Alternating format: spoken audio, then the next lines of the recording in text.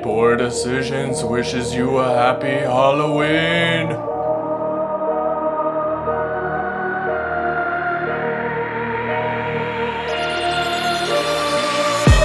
You know Threepourdecisions, they need no introduction. Hey, I hope everyone's having a great Halloween.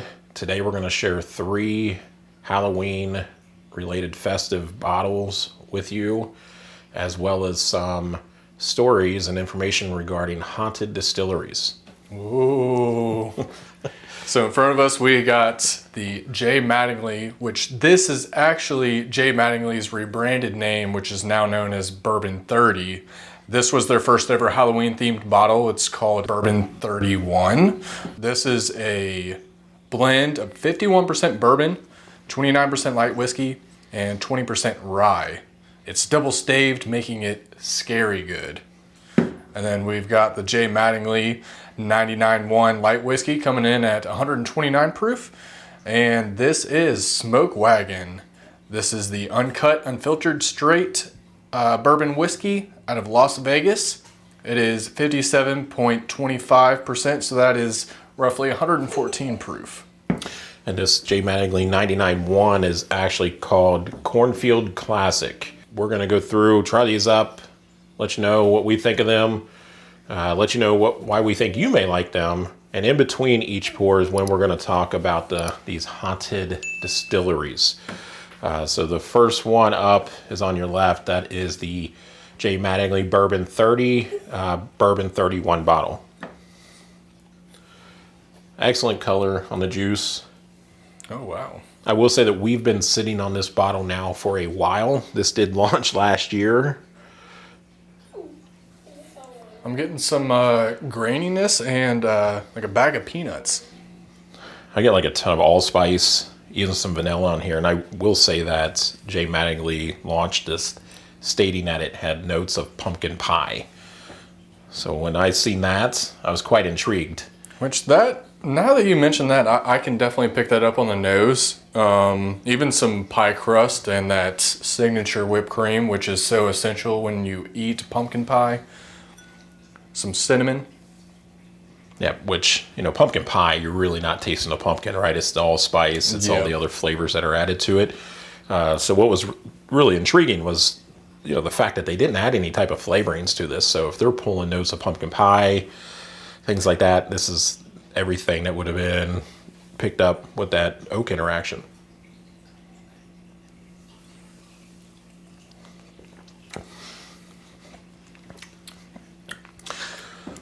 I get like orange peel more than allspice. It's actually not bad though. No, it's very smooth. Yeah, I do get baking spices. A little bit of like candied pecans even. I mean, this is like a fall pour, without a doubt. I mean, there is some spice there. It's almost like a pepper spice more than an allspice to me. So I'm not quite pulling the pumpkin pie notes on this. More some orange peel and pepper spice. 98 proof. This does drink pretty well though. Super easy sipper. Mouthfeel is pretty decent as well. Honestly, I think if you're looking for something that's an easy sipper, maybe a little citrusy, could be a little fruit in there, a little bright fruit, in my opinion. And then that peppery spice, if you like something like that, you would enjoy this bottle. Now, what was the MSRP on this bottle? I believe it was running about $80, $90 Okay. and ordered straight from the distillery. I believe it was a distillery only release at the time. Limited bottles, not sure if it ever hit any online retailers or anything like that. And definitely don't think you're going to find this unless somebody's sitting on a dusty. And they definitely didn't drop anything like that this year. I've not seen anything from J. Mattingly or Bourbon 30. And if any of you are unfamiliar, J. Mattingly is actually right across the street from Buffalo Trace. So how about we get in and tell them about our first haunted distillery. So first one that's actually been on my radar for quite some time is Southern Grace Distillery in North Carolina. They are actually, their distillery is located at a prison that was first built in 1929. Southern Grace also offers guided paranormal investigations at their distillery. There's been sometimes spirits are more active depending on the day. Many of the original features remain, such as the prison cell blocks, bars, watchtower, and dormitory buildings. How cool would that be to be able to go to a distillery and also do a paranormal investigation? Right. Two awesome, amazing things that I find very enjoyable. Visitors at Southern Grace and their staff report keys vanishing and reappearing, strange noises and footsteps in hallways, and unexplained begging. How freaky would that be? Well, that's why they call them spirits. I call them spirits. That's right. Yeah. And then some people also report full-bodied shadows or apparitions walking through hallways. Wow. Yeah, imagine doing a barrel pick and you just get like a tap on your shoulder or see a full-body apparition. Or even if you just see that shadow, right, and there's just nothing there. Wow. Wild. That's why some of these barrels are losing some volume.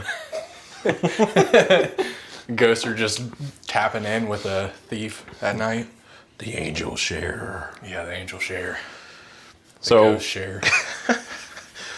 So we got several of these again that we're going to do in between the pours. Have some great pours and some great stories for y'all. So want to go ahead and tell them about the Brushy Mountain Distillery.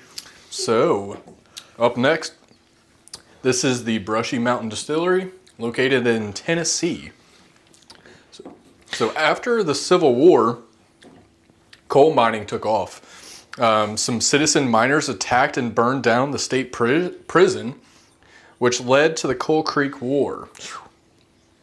Afterwards, the inmates were forced to build the state's first maximum security prison, which shut down in 2009, which then reopened in 2017 as a tourist attraction, which included the distillery. I've never heard of Brushy Mountain Distillery. If any of you watching this have heard of that and you know what products they produce, drop it in the comments. I'd love to learn a little bit more about Brushy Mountain Distillery.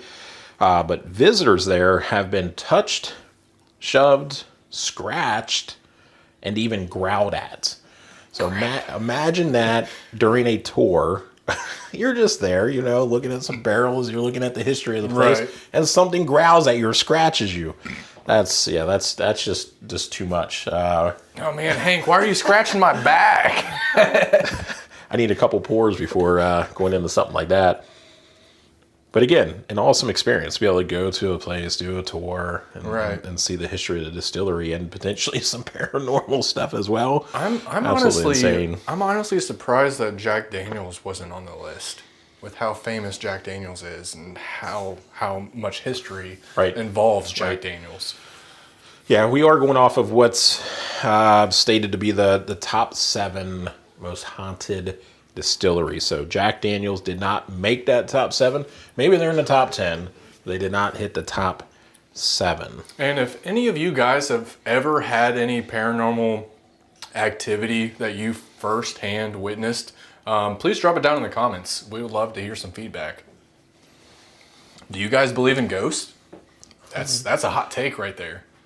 Some people do, some people don't. Share your experiences with us. I'm moving on to J. Mattingly, the Cornfield Classic, so 99.1 light whiskey. Did the Children of the Corn have anything to do with this one right here? It's very possible. We felt this was pretty well fitting as a Halloween pour, just based on cornfields. When it's dark out at night, especially on Halloween, don't walk into any cornfields. Don't eat the yellow snow. Don't walk into the cornfields.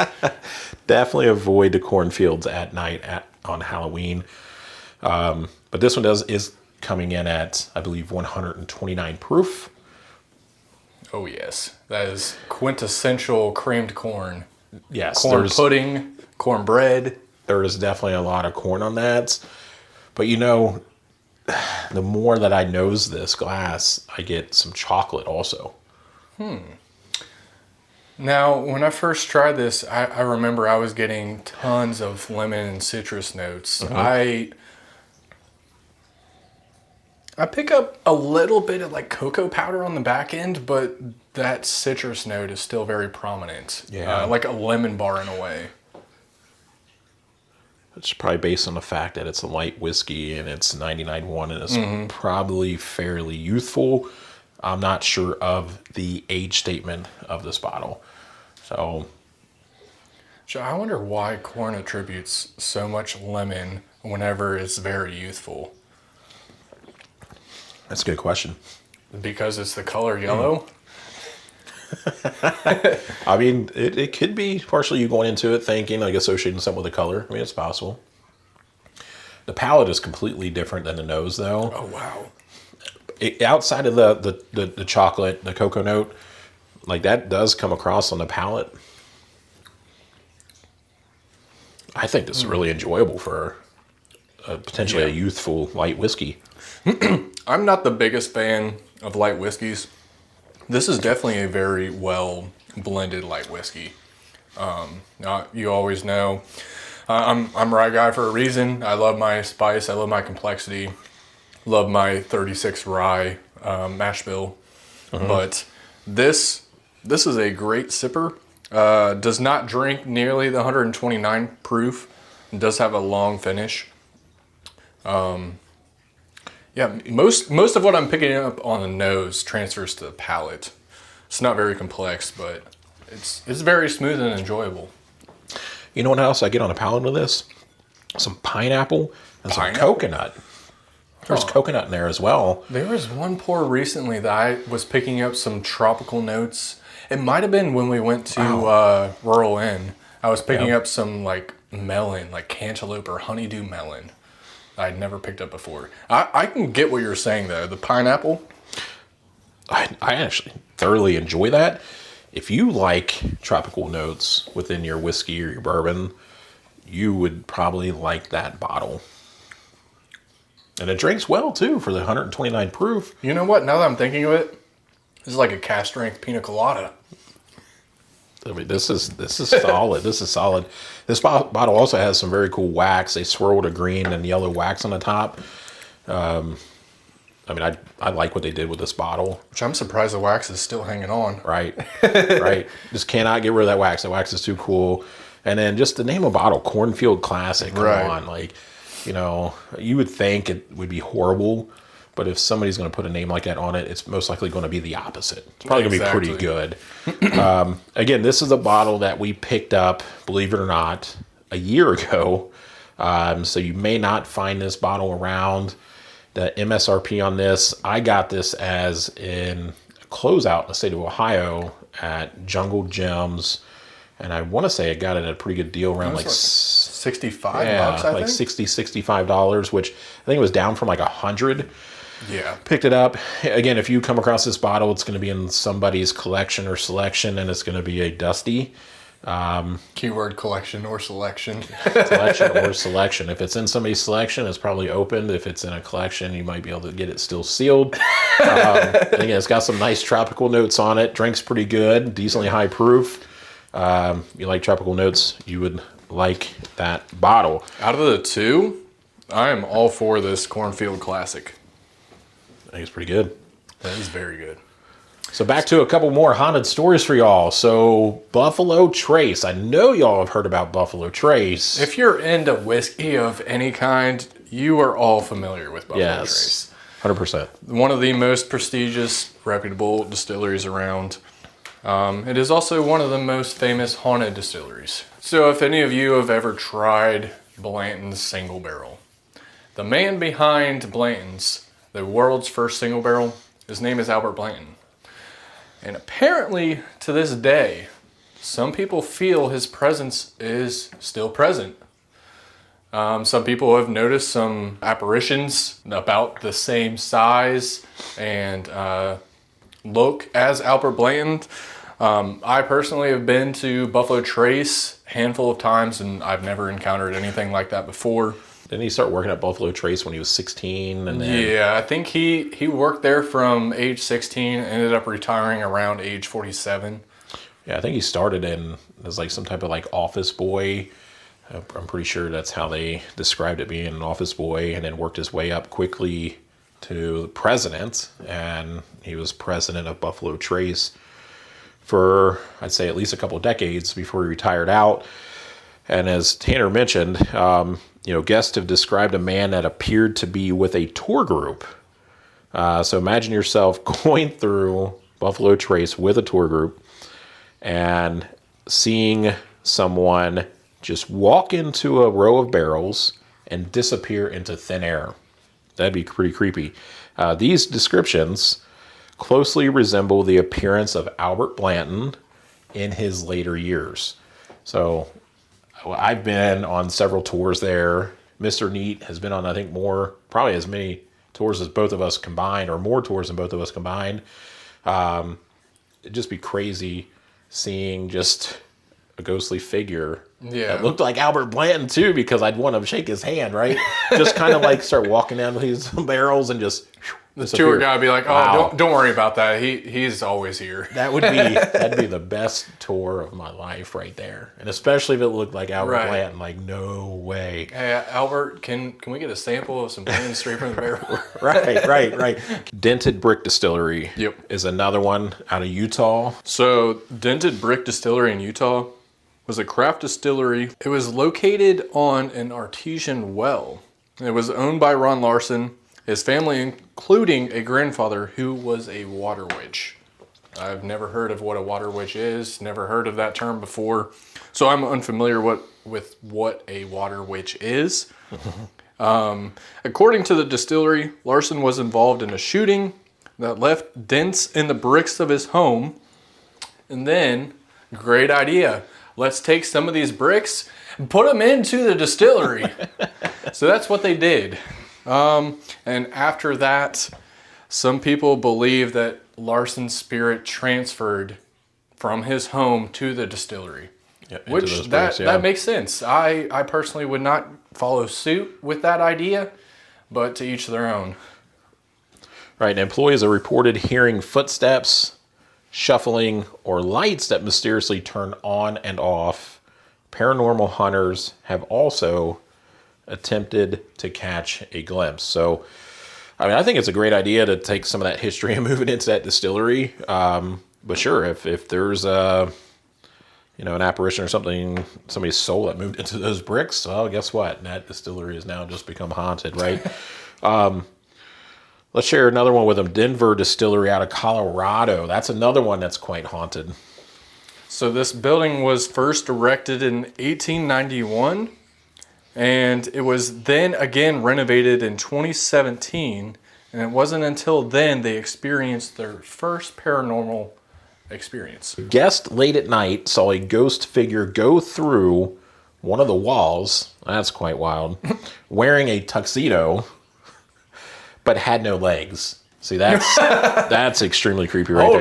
Hold on, how are you walking? He was holding a tray of cocktails like a server.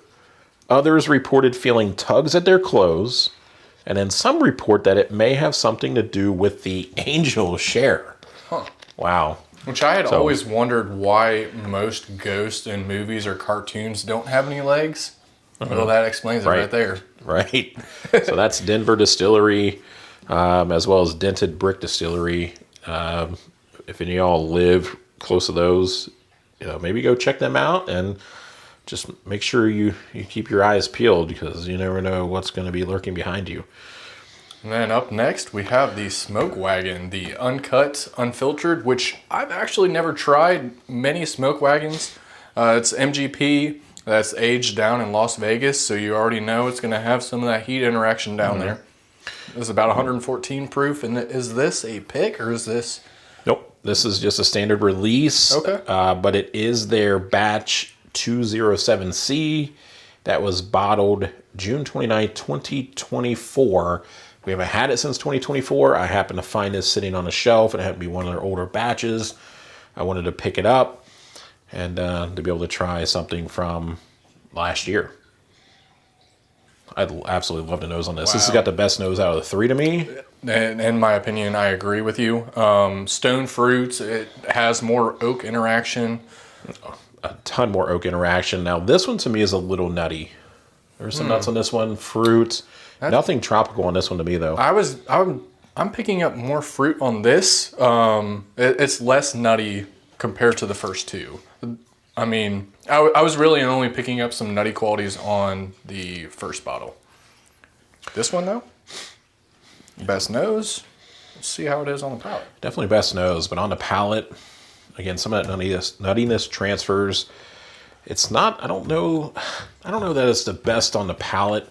It is good, but this is different, obviously, than this J. Mattingly. Some clove. It is a sweeter bourbon, though. Yeah, it's not as spicy. It has a great mouthfeel. Has a decent finish. Yeah, of the three, I prefer this one the most. It has a little bit more complexity. I do enjoy the stone fruits on the palate. I think I prefer this one as well. I think it drinks better even being a lower proof than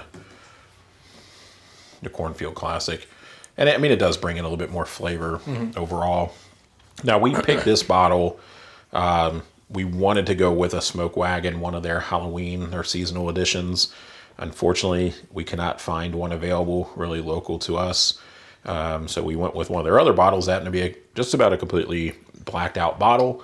Felt that it was a pretty good fit as a Halloween pour for y'all. Now, this is good. You're looking for something full-bodied, something that's got a nice hug to it.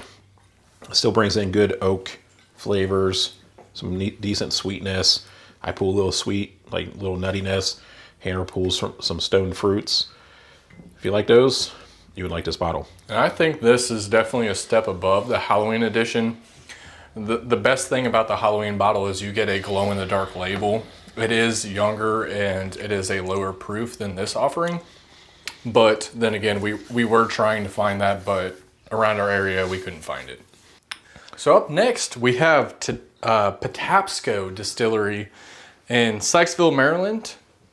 In Sykesville, many people note that there are sightings of a Bigfoot-like Sykesville monster and bird reptile hybrid called the Snallygaster.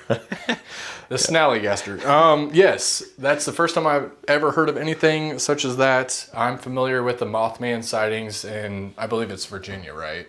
I believe so, yeah. So, yeah. yes, Snallygaster. That's a hell of a name. That is a new one to me. So, a mischievous spirit named Harriet occasionally causes mayhem there. Employees hear conversations and footsteps upstairs when there's no one up there.